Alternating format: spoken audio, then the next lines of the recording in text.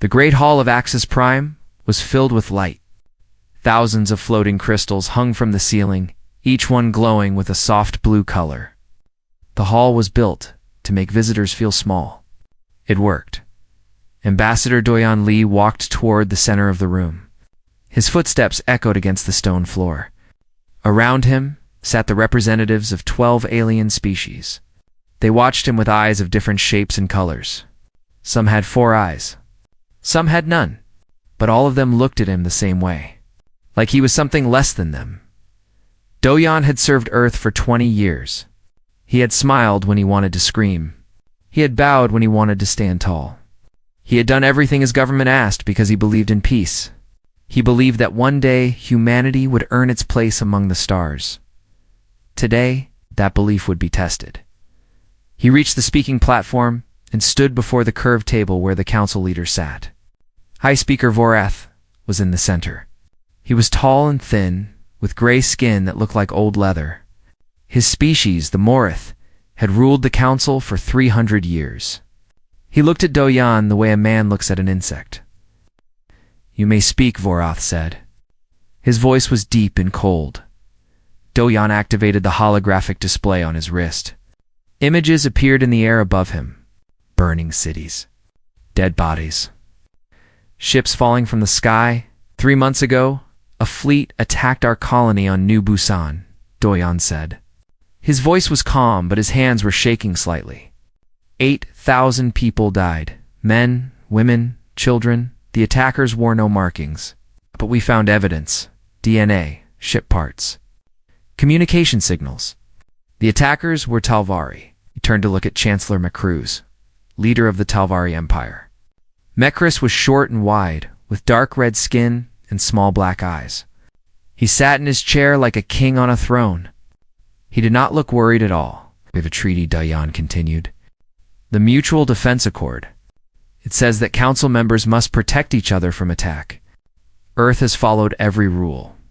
We have paid every taxes. We have limited our fleet to 100 ships, just as you demanded. We trusted you to keep us safe." He paused and looked around the room. "We were wrong." Silence filled the hall. Then Chancellor Mecris began to laugh. It was not a small laugh. It was loud and ugly. It filled the entire room. "This is your evidence," Macruz said. "Some burned buildings and broken ships. My people did not attack your little colony. Perhaps your own people did it. Perhaps they are too stupid to fly their own ships." Some of the other representatives laughed too. Arbiter Nellos of the Keth Dominion smiled with his many teeth. "Humans always cry for help," he said, "like babies calling for their mothers." Doyon felt heat rise in his chest. He had spent his whole career being polite, being patient, being small. He looked at the faces around him and saw nothing but contempt. "I'm not asking for your pity," Doyon said. "I am asking for justice." The treaty says what we decide it says," Vorath interrupted. His voice cut through the air like a blade. "You are the youngest species in this council. You have been members for only 30 years. Do you think that gives you the right to make demands?" 8,000 people are dead," Doyon said. "Millions of Talvari died in wars before your species learned to make fire," Mecris replied. "Do not lecture us about death, human. You know nothing of sacrifice." Vorath raised his hand for silence. The room went quiet. He leaned forward and stared at Doyon with his pale yellow eyes. "Ambassador Lee," he said slowly, "I will explain something to you. Something your government does not seem to understand. Humanity exists in this galaxy because we allow it. Your ships fly because we permit them to fly. Your colonies survive because we choose not to destroy them." He stood up from his chair. He was very tall, almost 3 meters. He looked down at Doyon like a giant looking at a child. "You came here asking for military authorization? You want permission to build more ships? To make weapons? To defend yourselves?" He made a sound that might have been a laugh. "The answer is no. The council has voted 12 species against 1. You will return to Earth and tell your leaders to be grateful for what they have." Doyon stood very still. His heart was beating fast, but his face showed nothing. "And if the attacks continue?" he asked quietly. Vorath smiled. It was not a kind smile. "Then you will die quietly, as all weak species do. That is the way of the galaxy, Ambassador. The strong survive. The weak disappear. Know your place." Mekris stood up and pointed at Dojan. "Go home, human. Go back to your little planet and your little dreams. Tell your people that they are nothing. They have always been nothing, and they will always be nothing." The hall erupted in laughter. 12 species, laughing at one man. Laughing at his planet. Laughing at everything humanity had tried to build. Dojan looked at them all. He memorized every face, every smile, every mocking eye. Then he did something that surprised them. He bowed, low and respectful, just as he had done 1,000 times before. "Thank you for your time," he said softly. He turned and walked toward the exit. His footsteps were the only sound in the sudden silence. The representatives watched him go, confused by his calm reaction. When the doors closed behind him, Dojan stopped walking. He stood alone in the empty corridor. For a long moment, he did not move. Then he reached into his pocket and pulled out a small communication device. He typed 5 words and sent them. "To Earth, the stars have turned cold." Then he walked to his ship and left Axis Prime forever. Behind him, the council returned to their business, already forgetting the human who had stood before them. They did not know that they had just made the worst mistake in galactic history. President Yuna Kim read the message 3 times. 5 words that changed everything. She sat alone in her office, high above the city of Seoul. Through the window, she could see millions of lights, millions of lives, all of them trusting her to keep them safe. She pressed a button on her desk. "Call the cabinet. Emergency session. Now." 2 hours later, she stood before the leaders of Earth. Military, commanders, scientists, politicians. They filled the underground chamber beneath the presidential palace. They all looked worried. They all looked afraid. "The council has rejected our request," Yuna said. Her voice was steady, but her eyes were hard. They laughed at Ambassador Lee. They told him that humanity exists only because they allow it. They said we are nothing. Silence filled the room. General Taiho Park, the supreme commander of Earth's military, stepped forward. He was 60 years old, with gray hair and a face like carved stone. He had fought in 3 wars before humanity reached the stars. He knew what was coming. "What are your orders, Madam President?" he asked. Yuna looked at the people around her. She had spent 10 years building peace, 10 years signing treaties, 10 years teaching humanity to be patient. All of it was about to end. "Executive Order 7741, she said quietly. "We withdraw from everything. Every treaty, every accord, every agreement. Starting now." The room erupted in noise. People shouted questions. Some shouted protests. Yuna raised her hand, and they fell silent. "I know what you're thinking," she said. "You're thinking about the trade routes, the protection agreements, the technology exchanges. You're thinking about what we'll lose?" She paused. "But I'm thinking about what we already lost. 8,000 people on New Busan, and the council told us their lives don't matter." She walked to the center of the room. "For 30 years, we played by their rules. We kept our fleet small. We stopped building weapons. We trusted them to protect us. And what did we get? Dead colonists and mockery." Dr. Hannah Chen stood up from her seat. She was small and quiet, with glasses that made her look younger than her 50 years. She had led Earth's secret research program since the beginning. She knew things that most people in this room did not know. "Madame President," Hannah said, "if you give the order, we're ready." Yuna nodded. "Show them." Hannah pressed a button on her tablet. The main screen lit up with images that made everyone in the room stop breathing. Ships. Thousands of ships. Warships bigger than anything the galaxy had ever seen. Weapons that could crack planets. Technology that made the Council's best equipment look like children's toys. "Operation Forge," Hannah said. "We started it 30 years ago, The same day we signed the first treaty. The council told us to limit our fleet to 100 ships. So we built 100 ships that they could see, and 2,000 ships that they could not. General Taiho walked closer to the screen. His eyes were wide. In all his years of service, he had never seen anything like this. Where? He asked. Where did you hide all of this? Everywhere, Hannah replied. Underground on Mars, inside the moons of Jupiter, deep beneath Titan's ice. We built shipyards in places no one would ever look. We recruited scientists who the council thought were dead. We developed weapons in laboratories that officially do not exist. Yuna stepped forward. The council thinks we spent 30 years being weak. They think we wasted our time begging for scraps. They're wrong. We spent 30 years preparing for the day they showed us who they really are. She turned to face the room. That day has come. Within 6 hours, Earth went dark. Communication channels closed. Trade routes emptied. Human diplomats disappeared from every station in the galaxy. The council noticed, but they did not worry.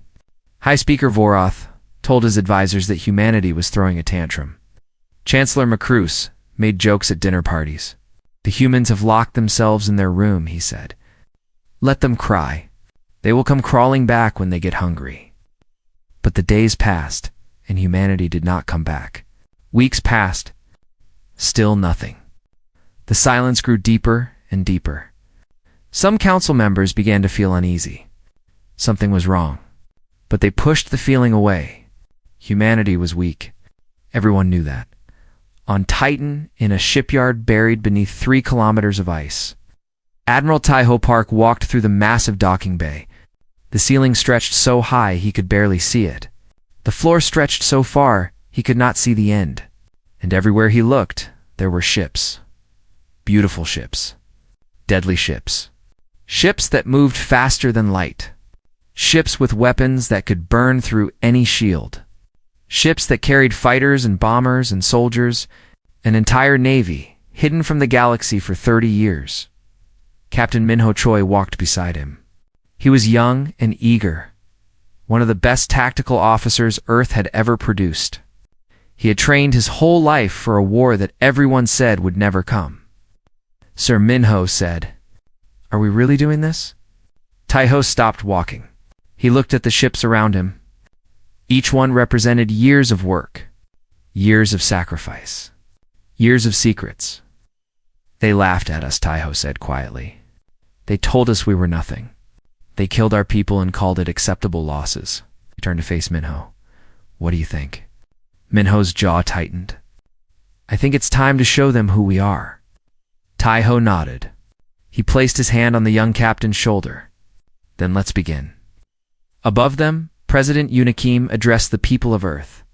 Her face appeared on every screen in every home on every colony. We came to the stars with hope, she said. We wanted to make friends. We wanted to learn. We wanted to grow together with the galaxy. But the galaxy did not want us. They wanted servants. They wanted victims. They wanted us to bow and be grateful for the privilege of existing. Her eyes hardened. No more. Tonight, humanity remembers who we are. We are not servants. We are not victims. We are the children of Earth. And tomorrow, the galaxy will learn what that means. The transmission ended. Across human space, people looked at each other with new eyes. The fear was gone. Something else had taken its place. Something dangerous. Something beautiful. Hope. 3 weeks after Earth went silent, the Talvari came again. Commander Vex stood on the bridge of his flagship, looking at the blue and green planet below. New Busan, he had attacked this world once before. It had been easy. The humans had cried and screamed and died. His soldiers had laughed while they burned the cities. Now he was back to finish what he started. How many ships did they have? Vex asked his officer. Scanners show 12 patrol vessels. Commander. Old models. Weak weapons. No threat. Vex smiled with his many teeth. The council had told humanity to stay small. Humanity had obeyed like good little pets. Now, they would pay for their obedience with their lives. All ships, begin the attack, Vex ordered. Kill everyone. Leave nothing standing. 40 Talvari warships moved toward the planet, their weapons charged with deadly energy, their crews prepared for slaughter. This would be easy. This would be fun. Then something strange happened. A light appeared behind the planet's largest moon. Then another light. Then 100 lights. Then 300. The lights grew brighter and brighter until the darkness of space itself seemed to burn. Vex's smile disappeared. What is that? His officer's hands were shaking. Commander, I'm reading 300 human warships. No. 320. They came from nowhere. They were not there before. From behind the moon came the largest ship Vex had ever seen. It was black and silver, shaped like a blade, made for cutting through stars. Its hull was covered with weapons that glowed with blue fire. On its side, in letters that burned with light, was a single word. Sovereign Captain Minho Choi stood on the bridge of the Sovereign. Around him, officers worked at their stations with quiet efficiency. No one was afraid. They had trained for this moment their entire lives. Open a channel to the Talvari fleet, Minho said. The communication officer nodded. Channel open, Captain. Minho looked at the screen showing Commander Vex's face. The Talvari commander looked confused. He looked scared. Good, Commander Vex, Minho said calmly. 3 months ago, you attacked this world. You killed 8,000 innocent people. Today, you will answer for that crime. Tried to look brave. You dare threaten me? I have 40 warships. You cannot— I'm not threatening you, Minho interrupted. I'm telling you what is going to happen. You have 30 seconds to surrender. After that, we will destroy your entire fleet. This is your only warning, Vex laughed, but the sound was hollow. You're bluffing. Humans don't have ships like this. The treaties are dead, Minho said. And in 20 seconds, so are you. Vex looked at his officers. They looked back at him with terror in their eyes. The human fleet was moving into attack position. 300 ships against 40. Weapons that burned brighter than anything the Talvari had ever seen. Commander, his officer whispered, we should retreat. Vex's pride was stronger than his fear. Never. All ships, open fire. Minho watched the Talvari weapons light up the darkness. Missiles and energy beams flew toward the human fleet. For a moment, space was filled with deadly fire. Then the human shields activated. Every attack hit the shields and disappeared. Not deflected. Not absorbed. Disappeared, like throwing stones at the ocean. The Talvari weapons did nothing at all. Minho nodded to his weapons officer. Return fire. What happened next was not a battle. It was an execution. The Sovereign's main weapon fired a beam of pure white light. It cut through Vex's flagship like a knife through paper. The ship exploded in a ball of fire that lasted less than a second.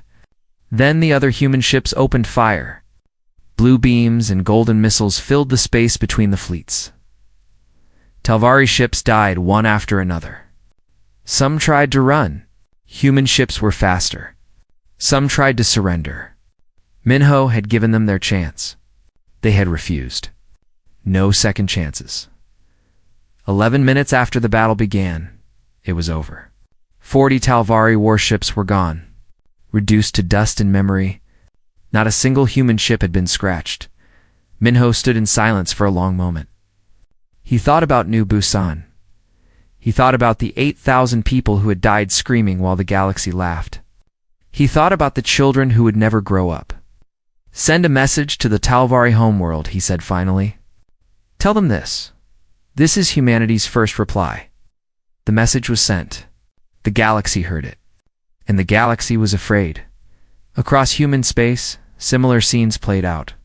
Colony worlds that had seemed defenseless suddenly revealed massive orbital platforms.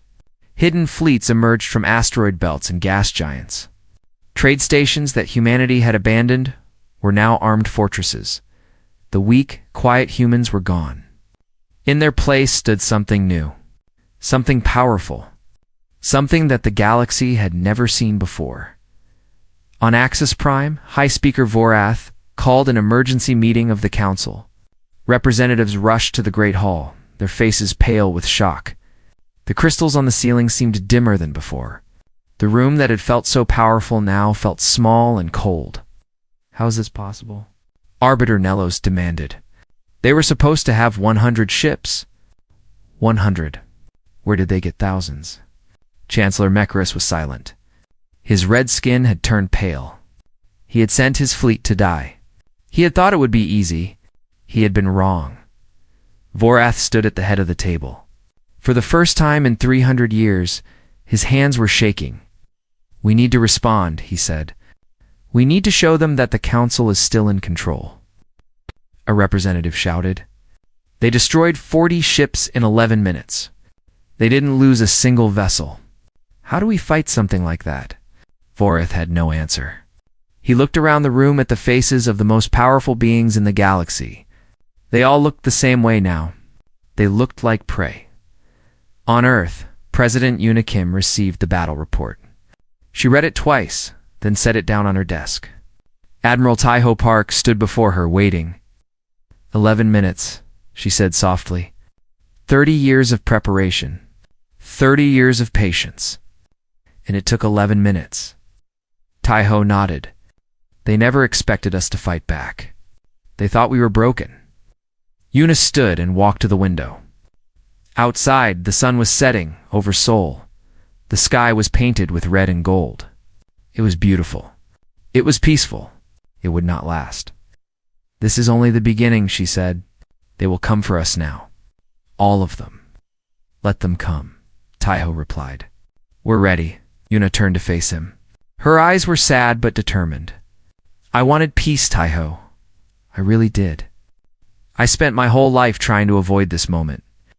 "I know," Taiho said gently. "But sometimes peace is not a choice. Sometimes you have to fight for the right to live in peace." Yuna nodded slowly. She looked out at the sunset one more time. Then she straightened her shoulders and turned back to her desk. "Tell the fleet to prepare," she said. "The council will attack soon. When they do, we will be waiting." The war had begun, and humanity was ready. The Galactic Council issued its declaration on the morning of the 14th day. Every station, every planet, every ship in the known galaxy received the same message. High Speaker Vorath stood in the Great Hall of Axis Prime, his voice echoing through space. "The human species has violated every treaty it signed," Vorath announced. "They have built illegal weapons. They have constructed forbidden ships. They have murdered Talvar soldiers in an unprovoked attack. The Council hereby demands that Earth immediately disarm its illegal fleet and submit to full Council oversight. Failure to comply will result in military action." The message ended. The galaxy waited for Earth's response. It came 3 hours later, but it did not come from diplomats or politicians. It came from Admiral Taiho Park, standing on the bridge of the Sovereign. His face appeared on every screen that had shown Vorath's message. His voice was calm and clear. "For 30 years you told us to be patient," Taiho said. "You told us the treaties would protect us. You promised that if we stayed small, if we stayed quiet, if we obeyed your rules, we would be safe." He paused. His eyes were hard as stone. "You lied." Transmission showed images behind him. Burned colonies. Dead children. Mass graves. The evidence of 30 years of attacks that the Council had ignored. "You watched our people die," Taiho continued. "You called it acceptable losses. You laughed when we begged for help. You told us that we existed only because you allowed it." He leaned forward slightly. "We are done asking for permission to exist. We are done begging for scraps from your table. We are done being your victims." His voice dropped lower, harder. "You want our ships? Come and take them. You want our weapons? Come and face them. You think we are weak? You think we are afraid?" He smiled. It was not a kind smile. "We are humanity, and we are done being quiet." The transmission ended. The galaxy fell silent. Then the Council acted. Arbiter Nellos of the Keth Dominion volunteered to teach humanity its place. The Keth were warriors. They had conquered 100 worlds. They had never lost a war in 500 years. They were not afraid of some upstart species with new toys. Nellos gathered the largest fleet the galaxy had seen in generations. 500 warships. The pride of the Keth Dominion. The terror of 1,000 planets. They would surround Earth's solar system and choke humanity until it surrendered or died. The fleet traveled for 6 days. When they finally arrived at the edge of human space, Nellos stood on his command ship and smiled. Victory was certain. Humanity would kneel or burn. Then his sensors lit up with warnings. "What is that?" Nellos demanded. His officers stared at their screens in disbelief. The entire solar system was surrounded by a wall of light. Thousands of platforms floated in a perfect sphere around the sun. Each platform was covered with weapons. Each weapon was pointed outward, waiting. "It's a defensive network," an officer whispered. "But this is impossible. Nothing this large has ever been built. It would take centuries to construct something like this." Nellos felt the first hint of fear in his chest. He pushed it down. He was Keth. He did not know fear. "It doesn't matter how many platforms they have," he growled. "We have 500 warships. Attack." The Keth fleet moved forward. Their weapons fired at the distant platforms. Energy beams and missiles flew across the darkness of space. Then project. Aegis activated. Dr. Hannah Chen had spent 20 years building this system. It was her masterpiece. Her legacy. Every platform was connected to every other platform through quantum links that worked faster than light. They did not think. They did not hesitate. They simply acted as one perfect machine. The human platforms moved. Not slowly, like the massive structures they appeared to be. They moved like dancers. Like predators. They dodged the Keth weapons and fired back with terrible precision. Gravitational disruptors tore through. Keth's shields like they were made of paper. Energy weapons burned through hulls. Missiles that could not be stopped found their targets again and again. Nellos watched his fleet die. One ship every few seconds. Then one ship every second. Then 5 ships every second. His beautiful armada was being torn apart by machines. Not a single human soldier fired a shot. The platforms did everything. "Retreat!" Nellos screamed. "All ships, retreat." But it was too late. The platforms had surrounded them. There was nowhere to run. The Keth ships tried to escape, but the net was closing. Tighter and tighter. Smaller and smaller. In 4 hours, it was over. 500 Keth warships reduced to floating wreckage. The greatest fleet in galactic history destroyed by automated defenses. Nellis's command ship was the last to fall. Before it exploded, he managed to send one final message. "We surrender," he said. His voice was broken. His pride was shattered. "We surrender. Please, stop." The message was broadcast across the galaxy. Every species heard the arbiter of the Keth Dominion begging for mercy from humans. The most feared warriors in known space brought to their knees by a species they had mocked as weak and worthless. President Una Kim responded to the surrender. Her voice was calm and measured. "Arbiter Nellos," she said, "you came to our home with 500 warships. You came to kill our people and burn our worlds. You thought we would surrender? You thought we would beg?" She paused. "You were wrong." Nellis's face appeared on the screen. He looked old now. Old and broken. "How?" He whispered. "How did you do this?" "We didn't know. We didn't understand what you were." Yuna's expression did not change. "No," she said quietly. "You simply never bothered to ask." The transmission ended. Nellis's ship exploded moments later, one final casualty of a battle that had changed the galaxy forever. On Earth. Admiral Taiho stood beside Dr. Hannah in the control room of Titan Base. They watched the last Keth ships disappear from their screens. Around them, officers were cheering. Some were crying. They had one. 20 years, Hannah said softly. "I built that system for 20 years. I always hoped we would never have to use it." Taiho nodded. "No." "But they didn't give us a choice." Hannah looked at him with tired eyes. "What happens now?" Taiho turned to face the main screen. It showed the stars. Thousands of them. Millions of them. Each one a battlefield waiting to happen. Now, he said, we finish what they started. The council had sent their best, their strongest, their most feared warriors. And humanity had destroyed them without losing a single ship. The message was clear. Earth was no longer prey. Earth was something else entirely, something the galaxy had never seen before. And they were just getting started. 1 year later, the galaxy was a different place. The Galactic Council no longer existed. Its great hall on Axis Prime stood empty and dark. The floating crystals had stopped glowing. The curved table where 12 species had once ruled the stars was covered in dust. No one came here anymore. No one wanted to remember what this place had been. In its place stood something new. The Assembly of Worlds met on Earth now, in a building that rose high above the city of New Sol. It was made of glass and steel, simple and strong. 30 species sent representatives. They sat in a great circle, facing each other as equals.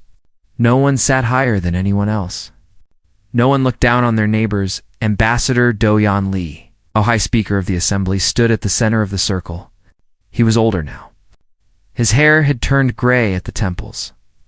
But his eyes were bright and clear. The assembly recognizes the representative from the Talvari people, Do-Yan announced. A young Talvari female stood up. Her name was Sira. She had been appointed after the war. After everything changed, she looked nothing like Chancellor Mekris. Her eyes were kind. Her voice was soft. High Speaker, she said. On behalf of my people, I wish to formally apologize for the crimes committed against humanity. We were wrong. Our leaders were wrong. We do not ask for forgiveness. We only ask for the chance to prove that we have changed. Do-Yan nodded slowly. The Assembly accepts your words, Representative Sira. The path forward is long, but it begins with honesty. We are glad you have taken the first step. Sira bowed her head and sat down. Around her, representatives from other species watched with different expressions. Some looked ashamed. Some looked relieved. Some still looked afraid. They were all learning to live in a new galaxy, a galaxy where humanity was no longer weak. Chancellor Mekris was not in the assembly. He would never be in any assembly again. After the war ended, he had been tried for crimes against humanity. The evidence was overwhelming. The dead colonists, the burned cities, the children who would never grow up. He had laughed while ordering the attacks. He had called humanity worthless insects. Now he was paying for every word. He lived on a small moon at the edge of known space, a dead rock where nothing grew. His palace had been replaced by a simple shelter. His servants had been replaced by silence. Every day he looked out at the ruins of a human colony that his ships had destroyed. Every day he remembered what he had done. Every day he understood the price of cruelty. He would live there for the rest of his long life. Alone with his memories, alone with his guilt. It was not death. It was something worse. It was truth. High Speaker Voreth had requested a private meeting with President Yunakim. She agreed. They met in a small room with no windows. Just 2 chairs and a table between them. Voreth looked different now. Smaller, somehow. The arrogance was gone from his eyes. In its place was something that might have been shame. Madam President, he said, I came to ask you a question. I need to understand. Yuna waited in silence. How? Voreth asked. How did you build all of this without us knowing? We had spies. We had sensors. We watched your every move for 30 years, and we saw nothing. Yuna looked at him for a long moment. Then she spoke. You gave us 30 years, she said simply. 30 years to grow. 30 years to learn. 30 years to prepare. You thought you were controlling us. You thought you were keeping us weak. But you taught us something valuable. What? Voreth asked. You taught us that words mean nothing without strength. You taught us that treaties are just paper. You taught us that the only safety is the safety you build yourself. She paused. And you assumed that because we were quiet, we were weak. That was your mistake. Vorath closed his eyes. We were fools. Yasuna agreed. You were. But you don't have to stay fools. The assembly is open to all species, even yours. The galaxy can be different now. Better. But only if we all choose to make it better. Vorath opened his eyes. They were wet. Why? He whispered. Why would you offer us anything? After everything we did? Yuna stood up and walked to the door. She stopped with her hand on the handle. "'Cause we are human," she said. "And humans believe in second chances. We believe that people can change. We believe that tomorrow can be better than yesterday." She looked back at him. "We could have destroyed you all. We had the power. But power without mercy is just cruelty. And we are not cruel." She opened the door. "Go home, Vorath. Tell your people that the war is over. Tell them that Earth offers peace. Real peace. Built on respect instead of fear." Then she was gone. Vorath sat alone in the empty room for a long time, thinking about everything he had lost, thinking about everything he had learned. Admiral Taiho Park retired from active service on a quiet morning in spring. He stood on the observation deck of Titan Base, looking out at the stars. Captain Minho stood beside him. "Sir," Minho said, "do you ever regret it? The war?" Taiho was silent for a moment. He thought about the battles, the bodies, the burning ships. He thought about the enemies he had killed and the friends he had lost. "They had 1,000 years to build their empires," he said finally. 1,000 years to become wise. 1,000 years to learn kindness. Instead, they spent that time believing they were better than everyone else. They built their power on cruelty and fear. He turned to face Minho. "We had 30 years. Just 30 years. And we spent every single day preparing for the moment they proved us right about them. We didn't want war. But when war came, we were ready." Minho nodded slowly. "And now?" Taiho smiled. It was a tired smile, but a real one. "Now we build something different. Something lasting. We show the galaxy that strength doesn't have to mean cruelty. That power doesn't have to mean oppression." He put his hand on Minho's shoulder. "That's your job now, Captain. I'm just an old man. The future belongs to you." High Speaker Do Yanli gave the opening address at the first anniversary of the Assembly of Worlds.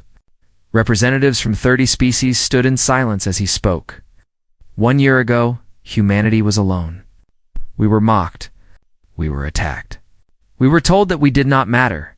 The old council believed that power gave them the right to decide who lives and who dies. They were wrong. He looked around the room.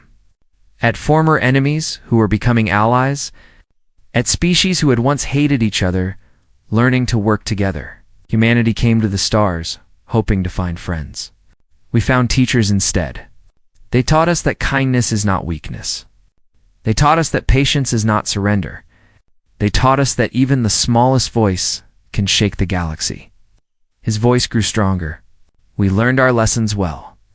And now we will teach what we know. Every voice matters. No species stands alone. And those who mock the powerless will one day answer to them. He raised his hand toward the glass ceiling, toward the stars beyond. This is the new order, not built on fear, not built on force, built on the simple truth that we are all travelers in the same darkness, looking for the same light. The assembly rose to its feet. For the first time in galactic history, 30 species stood together as equals. For the first time, they did not bow to power. They bowed to hope. Side. The sun set over New Sol. The sky burned with red and gold. Children played in the streets below, laughing without fear. Ships flew through the heavens carrying not weapons, but passengers. Teachers and students, builders and dreamers. The galaxy had changed. And at the center of that change stood a small blue planet that had once been told it was nothing. They had been wrong. Humanity was everything.